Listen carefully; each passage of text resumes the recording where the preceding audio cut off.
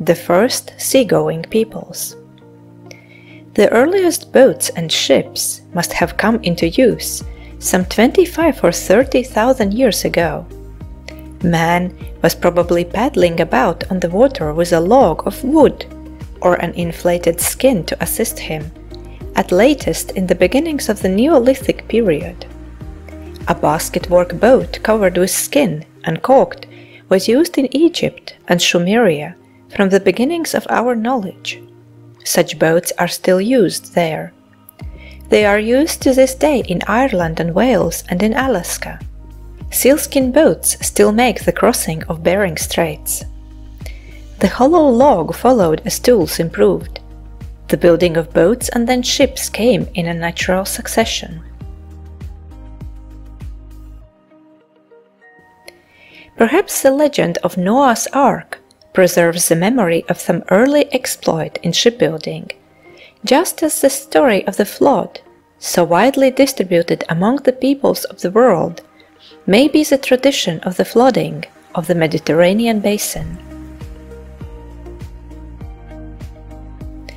There were ships upon the Red Sea long before the pyramids were built, and there were ships on the Mediterranean and Persian Gulf by 7000 BC. Mostly these were the ships of fishermen, but some were already trading and pirate ships. For knowing what we do of mankind, we may guess pretty safely that the first sailors plundered where they could and traded where they had to do so.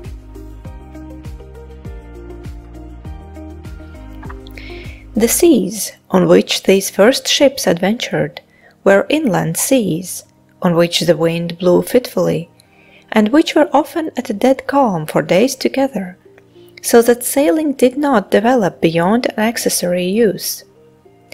It is only in the last 400 years that the well-rigged ocean-going sailing ship has developed. The ships of the ancient world were essentially rowing ships, which hugged the shore and went into harbor at the first sign of rough weather. As ships grew into big galleys, they caused a demand for war captives as galley slaves. We have already noted the appearance of the Semitic people as wanderers and nomads in the region of Syria and Arabia, and how they conquered Sumeria and set up first the Akkadian and then the First Babylonian Empire. In the west, these same Semitic peoples were taking to the sea. They set up a string of harbor towns along the eastern coast of the Mediterranean, of which Tyre and Sidon were the chief. And by the time of Hammurabi in Babylon, they had spread as traders, wanderers and colonizers over the whole Mediterranean basin. These sea Semites were called the Phoenicians. They settled largely in Spain, pushing back the old Iberian Basque population and sending coasting expeditions through the Straits of Gibraltar. And they set up colonies upon the north coast of Africa. Of Carthage, one of those Phoenician cities, we shall have much more to tell later. But the Phoenicians were not the first people to have galleys in the Mediterranean waters.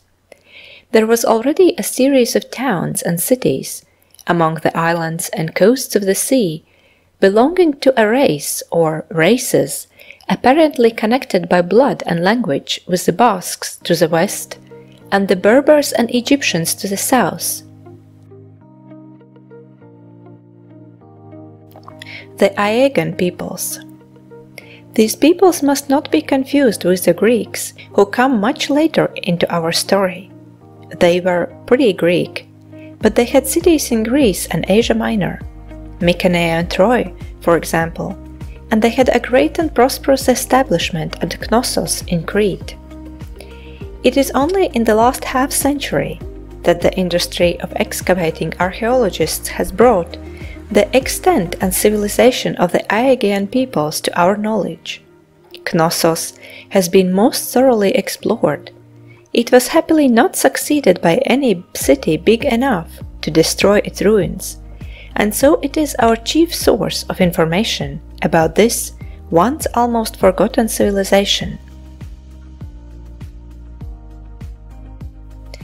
The history of Knossos goes back as far as the history of Egypt. The two countries were trading actively across the sea by 4000 BC. By 2500 BC, that is between the time of Sargon I and Hammurabi, Cretan civilization was at its zenith. Knossos was not so much a town as a great palace for the Cretan monarch and his people. It was not even fortified. It was only fortified later, as the Phoenicians grew strong, and as a new and more terrible breed of pirates, the Greeks, came upon the sea from the north. The monarch was called Minos, as the Egyptian monarch was called Pharaoh, and he kept his state in a palace fitted with running water, with bathrooms and the like conveniences, such as we know of in no other ancient remains. There he held great festivals and shows. There was bullfighting, singularly like the bullfighting that still survives in Spain. There was resemblance even in the costumes of the bullfighters, and there were gymnastic displays. The women's clothes were remarkably modern in spirit. They wore corsets and flounced dresses. The pottery, the textile, manufactures, the sculpture, painting, jewelry, ivory, metal and inlay work of these Cretans was often astonishingly beautiful, and they had a system of writing, but that still remains to be deciphered. This happy and sunny and civilized life lasted for some score of centuries. About 2000 BC, Knossos and Babylon abounded in comfortable and cultivated people who probably led very pleasant lives. They had shows, and they had religious festivals. They had domestic slaves to look after them, and industrial slaves to make a profit for them. Life must have seemed very secure in Knossos for such people, sunlit and girdled by the blue sea. Egypt, of course, must have appeared rather a declining country in those days, under the rule of her half-barbaric shepherd kings. And if one took an interest in politics, one must have noticed how the Semitic people seemed to be getting everywhere, ruling Egypt, ruling distant Babylon, building Nineveh on the upper Tigris, sailing west to the Pillars of Hercules, the Straits of Gibraltar, and setting up their colonies on those distant coasts.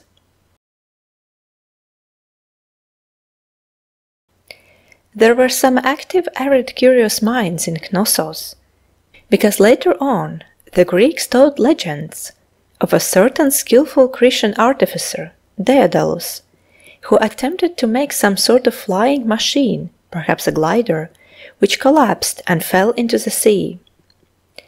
It is interesting to note some of the differences, as well as the resemblances between the life of Knossos on our own. To a Cretan gentleman of 2500 BC, iron was a rare metal which fell out of the sky and was curious rather than useful, for as yet only meteoric iron was known. Iron had not been obtained from its ores.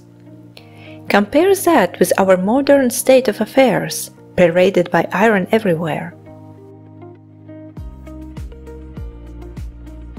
The horse, again, would be a quite legendary creature to our Cretan, a sort of super-ass, which lived in the bleak northern lands far away beyond the Black Sea.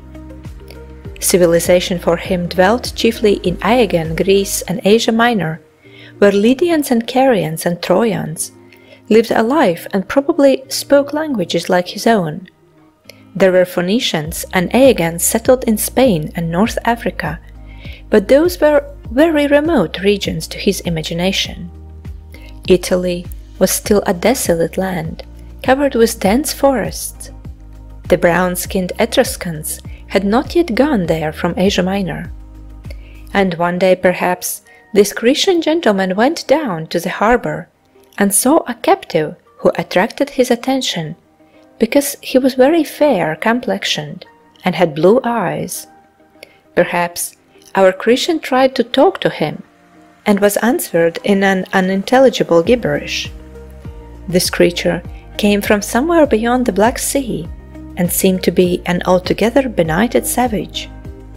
But indeed he was an Aryan tribesman of a race and culture of which we shall soon have much to tell, and the strange gibberish he spoke was to differentiate some day into Sanskrit, Persian, Greek, Latin, German, English, and most of the chief languages of the world.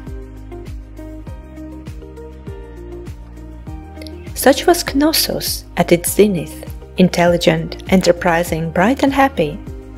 But about 1400 BC, disaster came, perhaps very suddenly upon its prosperity. The palace of Minos was destroyed, and its ruins have never been rebuilt or inhabited from that day to this. We do not know how this disaster occurred.